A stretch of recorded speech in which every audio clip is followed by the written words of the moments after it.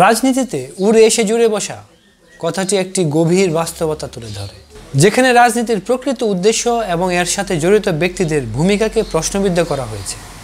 রাজনীতি মূলত মানুষের সেবা, সমাজের উন্নয়ন এবং ন্যায় বিচারের ভিত্তিতে একটি সুশৃঙ্খল সমাজ গঠনের জন্য একটি মাধ্যম।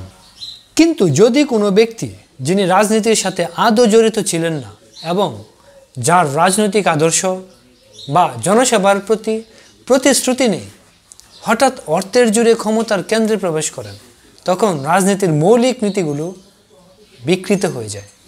এমন পরিস্থিতিতে রাজনীতির মূল লক্ষ্য, যা জনগণের কল্যাণ এবং তাদের সমস্যার সমাধান, সেটাই পিছনে পড়ে যায়। এর পরিবর্তে রাজনীতি হয়ে ওঠে ব্যক্তিগত স্বার্থ উদ্ধারের একটি হাতিয়ার। অর্থের প্রভাব এই ধরনের নেতাকে জনসেবার পরিবর্তে নিজের বিত্ত বৈভব বৃদ্ধি এবং ক্ষমতার অপব্যবহারের দিকে ধাবিত করে। এ ধরনের ব্যক্তিরা সাধারণত জনগণের প্রকৃত সমস্যার প্রতি উদাসীন থাকেন।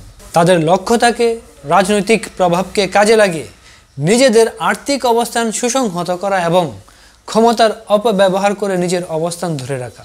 এর ফলে রাজনীতির প্রতি সাধারণ মানুষের আস্থা কমে যায় এবং তারা রাজনীতিকে একটি দোকানদারি বলে মনে করতে শুরু করেন।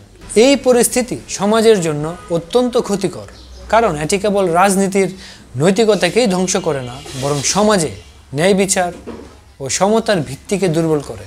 এর ফলে দুর্নীতি, বৈষম্য এবং অবিচারের প্রসার ঘটে।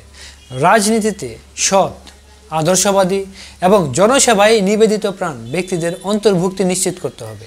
একই সঙ্গে রাজনৈতিক প্রক্রিয়ায় স্বচ্ছতা এবং জবাবদিহিতা বাড়াতে হবে।